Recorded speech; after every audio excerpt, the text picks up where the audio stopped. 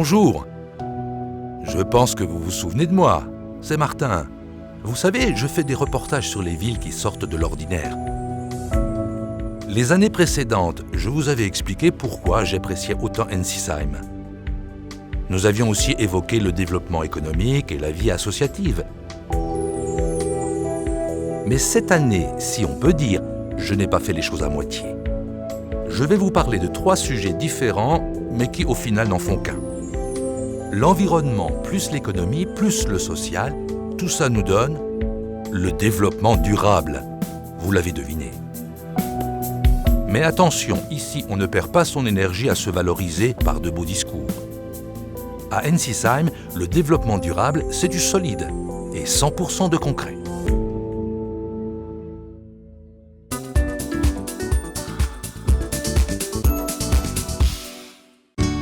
Le premier volet de cette trilogie citoyenne, c'est la défense de l'environnement. Faut dire que côté nature, on est gâté par ici. La ceinture verte qui entoure Ensisheim, c'est un autre cadeau tombé du ciel. Une forêt communale de 200 hectares, c'est comme une ville, il faut bien la gérer. Le plan gestion forêt, c'est le respect de l'équilibre entre la production de bois et la protection des milieux. C'est aussi la prise en compte des paysages et de la biodiversité. C'est également offrir un lieu de détente pour l'homme. On vient d'y aménager la sommière centrale. Une sommière, c'est quoi, me direz-vous? Une sommière, c'est tout simplement l'allée principale d'une forêt. Elle fait référence aux bêtes de somme qui l'utilisaient autrefois. Aujourd'hui, cette nouvelle artère est rendue nécessaire pour faciliter le travail des engins d'exploitation qui ont remplacé les chevaux. La forêt est aussi source de vie. Moi, quand je vais quelque part, je goûte toujours l'eau du robinet. C'est un bon indicateur de qualité de vie. Ici, je trouve qu'elle est particulièrement bonne. Et bientôt, elle sera encore meilleure, car elle proviendra d'un nouveau puits situé au cœur de la Hart. La sensibilisation à la nature et à ses bienfaits doit d'abord concerner le plus jeune âge. À l'hôpital, grâce au conseil éclairé du 3e âge, les enfants des écoles savent à présent comment planter les herbes médicinales. C'est noté, je serai là pour goûter les tisanes. Après les jardiniers d'un jour, voilà ceux de tous les jours. À Ensisheim, les petits hommes verts sont une vingtaine à embellir le cadre de vie des habitants. Chaque année, ils produisent, écoutez bien, 120 000 plantes et entretiennent 45 hectares d'espace vert, c'est-à-dire l'équivalent de 45 terrains de foot. La nature, eux aussi, ils la protègent en réduisant les arrosages et l'utilisation des produits chimiques. C'est grâce à leur talent artistique, à l'implication des services municipaux et à l'engagement des habitants que la ville a retrouvé sa 4e fleur. Pas évident, car sur les 900 communes d'Alsace, seules 17 d'entre elles possèdent 4 fleurs. On comprend que c'est une réelle performance.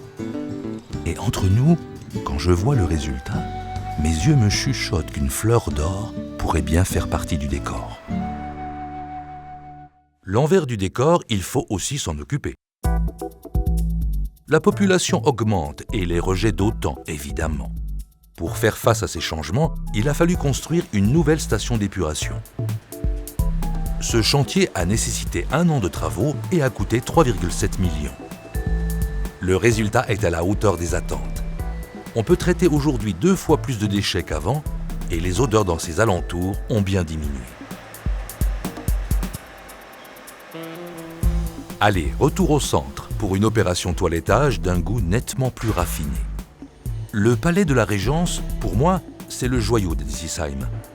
Ce bijou, il convient de le polir pour qu'il reste jeune et qu'il conserve son charme. Après les fenêtres et les vitraux, c'est la grande salle et son plafond qui viennent de retrouver tout leur lustre d'antan. Si la qualité phonique a été améliorée, on a aussi largement optimisé la consommation d'énergie. Cette renaissance, s'inscrit donc pleinement dans le plan climat, mis en œuvre par le pays Rhin Vignoble Grand Ballon. Réduire l'émission de CO2 par an et par habitant de 7 à 2 tonnes d'ici 2050, voilà un sacré défi à relever. C'est donc dès maintenant qu'il faut économiser l'énergie et réduire les gaz à effet de serre. En ville, on a opté pour des ampoules basse consommation. Lumineuses sans être ruineuses, elles éclairent déjà votre avenir. Mais si l'on veut améliorer le cadre de vie et sauver la planète, c'est à chacun de s'y mettre, pas seulement en mots, mais surtout en actes.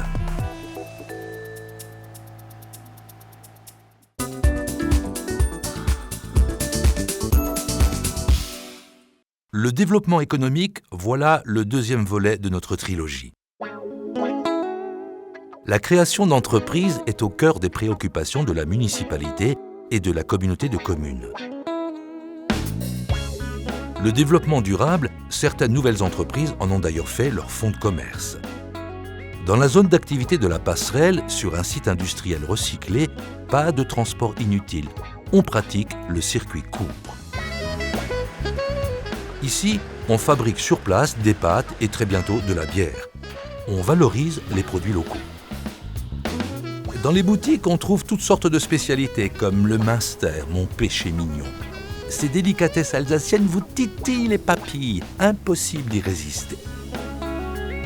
Tout nouveau et tout écolo à Ensisheim, un espace commercial propose désormais aux particuliers des systèmes de chauffage utilisant exclusivement des énergies renouvelables. Comme le disent mes amis, Martin, de l'énergie, il en a à revendre. Un peu d'exercice ? Allez, on se jette à l'eau. Ça tombe bien, la piscine vient d'être agrandie pour accueillir tous les Martin nageurs. Le jour de l'inauguration, malgré la température de l'eau juste à point pour piquer une tête, on a dû se contenter d'un bain de soleil. Pour ceux qui ont peur de se noyer, le nouveau stade vient d'être créé. Avec son terrain synthétique, aucune crainte. On peut se défouler par tous les temps en gardant les chaussures toutes propres. Et plus besoin d'arroser. De toutes les activités physiques, moi, c'est le vélo que je préfère. Aujourd'hui, pour aller à Battenheim, plus besoin d'engin à moteur. Une piste cyclable vous y conduit tout en douceur et en restant au milieu des champs. Mais à Ensisheim, on n'a pas l'habitude de se reposer sur ses lauriers. La ville bouge et s'adapte. Installez-vous confortablement. C'est l'heure de faire le tour des nouveaux ronds-points. Au nord, le carrefour de la gendarmerie, c'est l'accès à l'autoroute. La circulation ayant augmenté, il était nécessaire de fluidifier et de sécuriser le trafic. Au sud, même besoin et même choix pour le carrefour Beck. Ici, les feux tricolores ont été remplacés par un autre carrefour giratoire. Au centre, la rue de la Première Armée va bientôt offrir un tout nouveau visage. C'est un cœur de ville convivial, avec un commerce de proximité redynamisé qui est en train de se dessiner. En 2011, tous les fils électriques et téléphoniques ont été enfouis. Le réseau eau et assainissement de cette rue a pour sa part été entièrement renouvelé. En 2012, cette artère principale, incluant les places de Verdun et Clémenceau, va être entièrement réaménagée. Elle sera rendue aux piétons, aux cyclistes et aux personnes à mobilité réduite. L'automobile y sera toujours tolérée, mais seulement à vitesse très modérée. Le résultat sera à la hauteur des sacrifices et des désagréments. Voilà qui redonnera envie aux habitants d'ici et d'ailleurs d'apprécier le nouveau visage du centre-ville. Ils pourront s'arrêter dans ces magasins et faire leurs courses au cœur d'Ensisheim.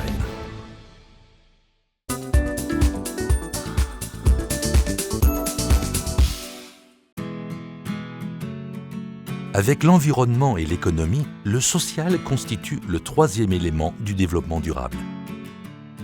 Chacun à Ensisheim tient à offrir sa fibre la plus sensible pour tisser ce lien social si précieux.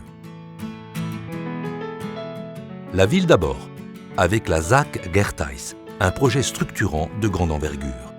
Une ZAC, c'est une zone d'aménagement concerté. Et comme son nom l'indique, la population a donc été associée au projet. Sur les 80 hectares de cet ancien site minier, 20 seront consacrés à l'aménagement d'un écoquartier. Ici, entre la ville actuelle et la forêt de la Ture, on favorisera les économies d'énergie et la préservation des espaces naturels. Ce sont les habitants eux-mêmes qui ont choisi le nom du site, le domaine des Oréades. Chut, j'imagine déjà ces nymphes se glisser nuitamment hors du lac et me transpercer le cœur de leurs flèches endiablées. Bon, revenons sur Terre. Cultiver son jardin permet de se retrouver tout en gardant un lien fort avec la terre. Mais à Ensisheim, l'association des jardins familiaux tient aussi à cultiver le lien avec les plus déshérités. Elle a décidé de mettre plusieurs parcelles à la disposition d'une association caritative. Les jardins Caritas, voilà une manière concrète de nourrir le lien social. S'il y a une période de l'année que j'apprécie particulièrement, c'est celle des fraises. Ici, personne ne veut manquer ce moment sucré qui valorise les produits du terroir. À l'orée de la ville, on se retrouve nombreux pour cueillir un instant de convivialité. Le fruit de l'effort, c'est ce trésor qui caresse la langue, glisse dans la bouche, réjouit le palais. Noël, c'est la fête des retrouvailles. On embrasse ses proches, on renoue avec les traditions.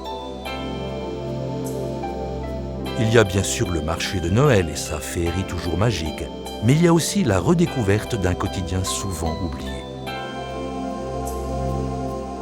Les ateliers des anciens métiers permettent à chacun de retrouver ses racines et de renforcer le lien entre les générations.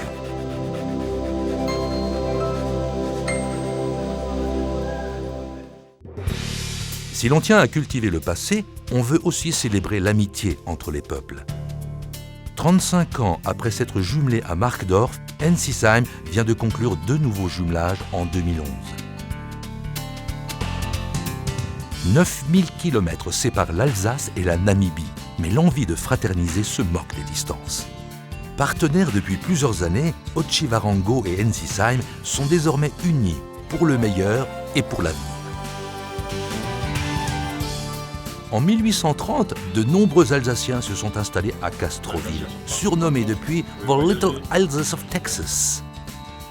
En juin dernier, une délégation américaine est venue à Ensisheim pour parapher l'acte de jumelage, signé au pays des cow-boys en 2009. S'ouvrir au monde, c'est aussi l'occasion de faire la fête.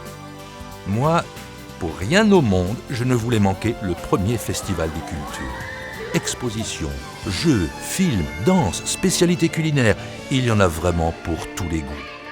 Et tout le monde s'est juré de se retrouver l'an prochain pour partager un autre moment de ferveur populaire et planétaire. C'est sûr, j'y serai.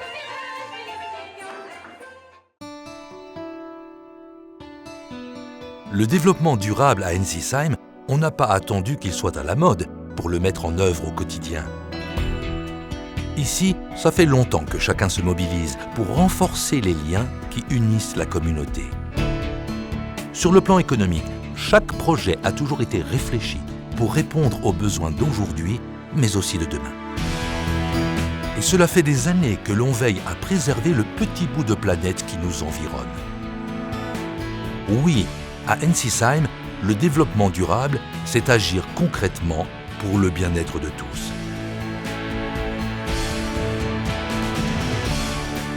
C'est agir pour l'homme, tout en étant respectueux de la nature, pour que le présent soit vertueux, pour que l'avenir soit radieux.